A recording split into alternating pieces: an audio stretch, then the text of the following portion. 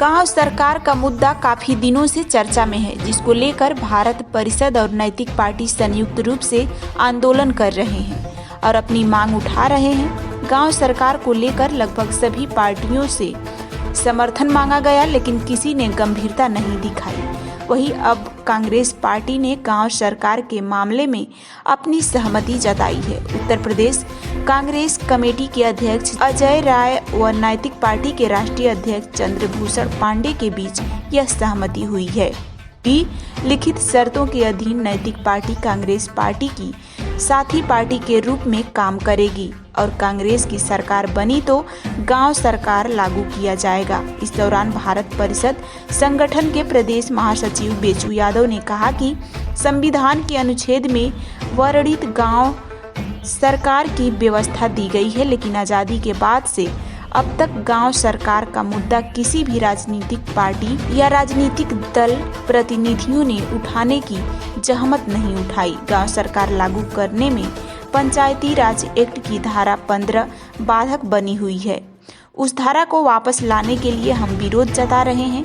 उन्होंने कहा कि प्रधानमंत्री नरेंद्र मोदी ने गांव में विकास को लेकर एक परिकल्पना दी और सभी सांसदों को निर्देश दिया कि एक गांव को गोद लें ताकि गांव का विकास हो सके, लेकिन हम सभी ने प्रधानमंत्री के गोद लिए गए बनारस के जयापुर गांव में जाकर निरीक्षण किया तो वहां हालत बद से बदतर। गांव आज ही विकास की बाढ़ जोह रहा है। नालियां खड़ंजे टूटे हुए थे, अन्य सुविधाएं गांव से गायब थी।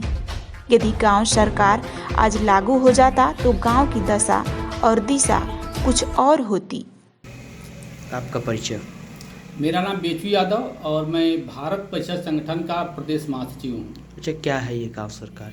देखिए, ये गांव सरकार संवैधानिक व्यवस्था है। संविधान के अनुच्छेद 243(6) में गांव सरकार को 29 विभाग मिला है, लेकिन आज धरातल पर गांव को, ग्राम पंचायतों को एक भी विभाग सरकार ने नहीं दिया है।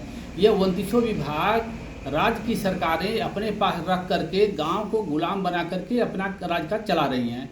हम लोग यही मांग करते हैं कि अगर संविधान ने 29 विभाग का मालिक गांव को बनाया है तो ग्राम पंचायत को 29 विभाग राज्य सरकार दे। इसी को लेकर के हम लोग का आंदोलन चल रहा है। अच्छा, हमने सुना है कि आप गांव सरकार को लेकर किसी पार्टी से गठबंधन भी किया है। अब देखिए, पार्टी से गठबंधन की बात जहाँ तक है तो ये हम लोगों ने तो हर पार्टी से, सपा से भी संपर्क किया, जो है भाजपा से भी संपर्क किया, बसपा से भी के लोगों को भी बातचीत किया, लेकिन किसी ने भी गांव सरकार के मुद्दे को गंभीरता से नहीं लिया है। लेकिन जब इस चीज़ की मांग को लेकर के जब हम लोग के राष्ट्रीय अध्यक्ष जी जब वहाँ पर कांग्रेस पार्टी से जब इसकी बात को किए तो वो लोग गांव सरकार के महत्व को समझे और उन्होंने कहा कि नहीं, ठीक है, ये तो बहुत अच्छी चीज़ है, ग्राम पंचायतों को स्वायत्त शासन का दर्जा दिया जाए, गांव सरकार का दर्जा उनको मिले, 29 विभाग का दर्जा मिले। हम इसको अपने मैनिफेस्टो में डालेंगे। यह 2024 का लोकसभा जो चुनाव सामने जो आ रहा है, इसमें कांग्रेस पार्टी ने यह उनके शीर्ष नेताओं ने कहा कि इसको चुनावी एजेंडे में गांव सरकार के मुद्दे को हम डालेंगे और जैसे ही केंद्र में अगर गांव या कांग्रेस की सरकार बनती है तो हम गांव सरकार को पूरे देश में लागू कराएंगे। इसी चीज़ को लेकर के भारत परिषद और नैतिक पार्टी के द्वारा गांव सरकार के मुद्दे को लेकर के कांग्रेस पार्टी से गठबंधन हुआ है। हम सारे लोग कांग्रेस पार्टी के 2024 के चुनाव में उनके साथ हम लोग रहेंगे। अच्छा, हमने सुना कि बनारस में आप किसी चीज़ का जाकर निरीक्षण किस चीज़ का निरीक्षण किया आपने?